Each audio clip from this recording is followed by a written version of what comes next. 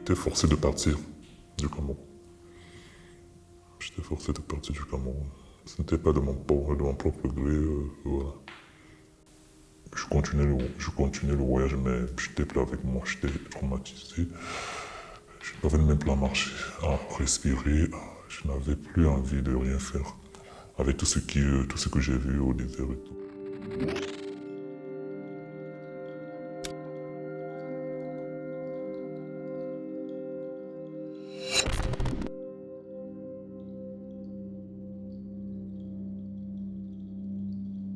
Le jour de mon départ du Cameroun, j'étais dans un état stressé. J'étais trop stressé. J'avais la peur. J'avais juste... j'étais perdu. J'étais perdu.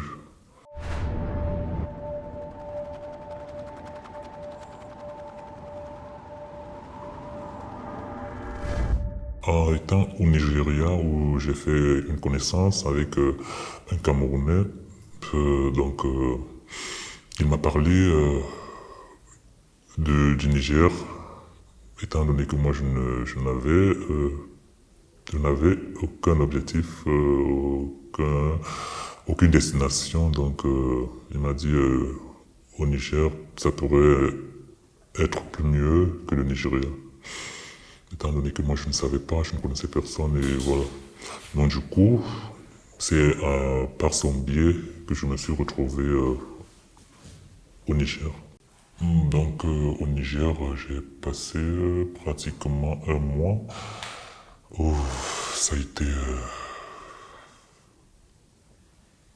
ça n'a pas été facile. C'est là où j'ai commencé à comprendre que vraiment ce n'était pas facile. Donc je passais des jours sans manger, je dormais à l'air libre sur une dalle. Donc, étant là au Niger, et toujours avec le Camerounais que j'ai rencontré au Niger, c'est lui qui me parle de l'Algérie, parce que apparemment lui, il avait une connaissance en Algérie. Donc, il me dit mieux vaut avancer vers l'Algérie. Peut-être là-bas, on pourra trouver le mieux que le Niger, parce que, à ma grande surprise, quand je suis arrivé au Niger, j'ai regretté pourquoi je suis parti du Nigeria. Donc, quand je suis parti du Niger pour l'Algérie, on a, comme je disais tantôt, on a vu un transporteur qui nous avait rassuré qu'il pouvait nous laisser en Algérie, puisque moi, personnellement, je ne savais pas où je partais. Donc, la seule personne à qui je pouvais un peu faire confiance, c'était le compatriote camerounais avec qui j'étais. Donc, c'est lui qui avait tout planifié.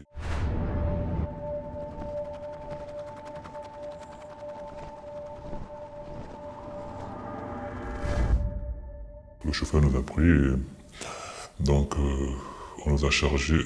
Tout a commencé au niveau du chargement de la voiture, où je constate qu'une petite voiture qui est censée prendre 10 personnes, on se retrouve à plus de 40 personnes dans la voiture. C'était pas pour avoir. Donc du coup, on a supporté, il y avait des personnes qui s'évanouillaient, il y avait des personnes qui ne pouvaient pas respirer. Du coup, quand à cet état, on t'abandonnait. Quand nous sommes arrivés au désert, où on a passé 5 jours, j'ai vu des choses atroces. Il y avait des cadavres, des squelettes, et voilà, c'est au désert. À un moment, je ne voulais plus avancer. J'ai dit aux compatriotes que moi, je préfère rentrer au désert. Il me dit qu'il va te transporter jusqu'au Niger. Là, tu n'as plus de choix, donc le temps mieux arriver en Algérie. Parce que là, soit tu meurs ou soit tu avances et tout. Donc, quand nous sommes arrivés à la première ville de l'Algérie, qui est Tamaracet, je me disais, moi, personnellement, que peut-être on avait déjà laissé tout derrière et donc on reprenait une nouvelle vie. Or, c'était le contraire. Parce que quand nous sommes arrivés, il y a un Sénégalais Il nous a pris, moi on pensait que peut-être c'était pour nous accueillir et voilà.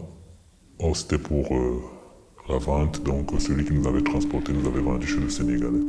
Et quand il me demande 500 euros, je lui fais comprendre que là où je suis, soit du coup il me tue, soit il me libère parce que s'il attend quelque chose venant de moi, il ne croit pas l'avoir étant donné que je n'ai rien et je n'ai plus personne dans la vie. Il me dit, tu vois, peut-être il se disait que peut-être j'étais en train de mentir ou alors de jouer un jeu.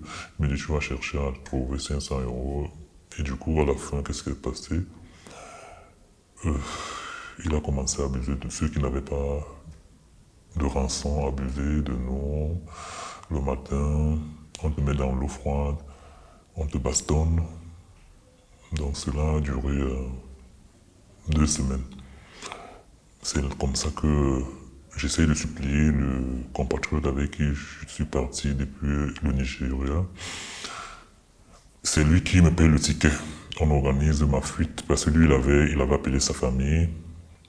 Une de ses connaissances, je ne sais pas si c'était sa famille, bon, une connaissance à lui, qui lui a envoyé un peu d'argent, il a payé sa rançon et nous sommes partis de Tamaracet pour Oran avec le bus. Il avait une connaissance, nous sommes allés dans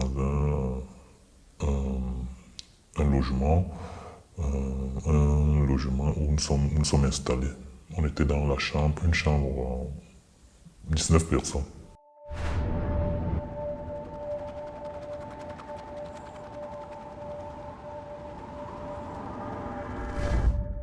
Donc c'était comme si c'était la jungle.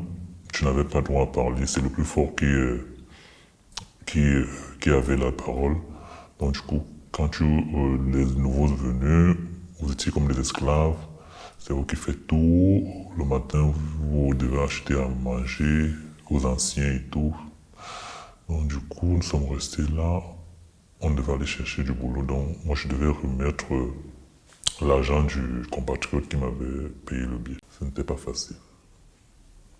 À un moment donné, je voulais mettre un terme à ma vie parce que je n'avais plus de sens à ma vie, je ne ressentais plus, je n'avais plus l'envie de vivre, je n'avais plus le goût de la vie, je n'avais aucune connaissance, à part le compatriote avec qui parfois on discutait.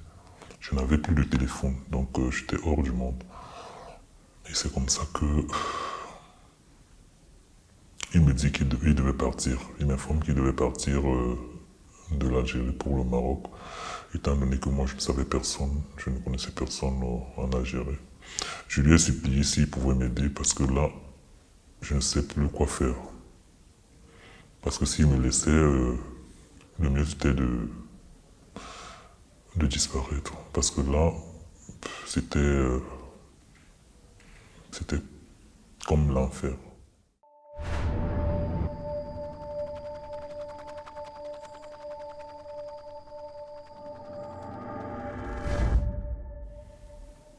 Donc nous sommes partis d'Oran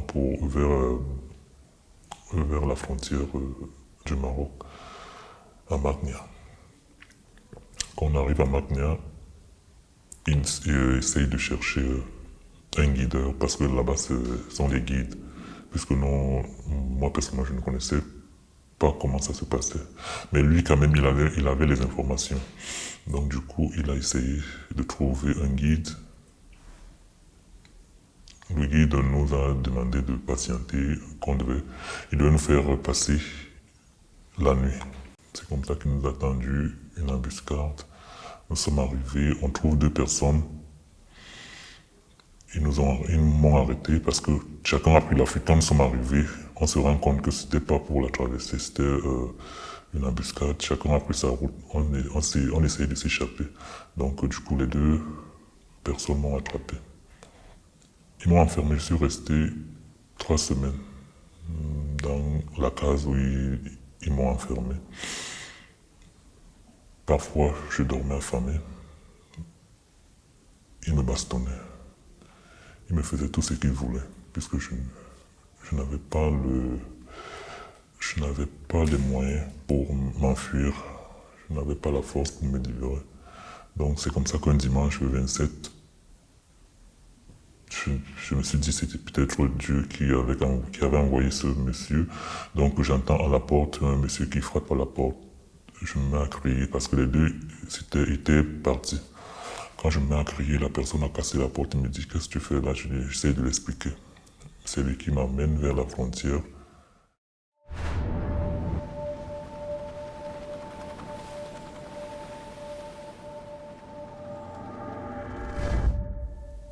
Il m'a demandé de traverser, il m'a montré, il m'a indiqué comment faire pour traverser la frontière pour arriver à Ouchida. C'est comme ça que j'ai passé deux jours de Magna pour arriver à Ouchida. Où j'ai passé pratiquement une semaine dans la rue, puisque je ne connaissais personne, j'étais perdu. C'est comme ça que j'accoste un Marocain à qui j'ai demandé un renseignement, il m'a posé des questions. J'ai essayé de lui apporter des réponses suite à mon problème, donc à mon histoire.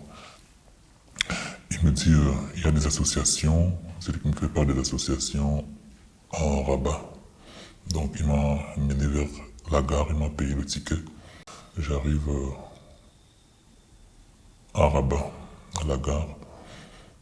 J'ai passé une nuit. Il y avait des blacks.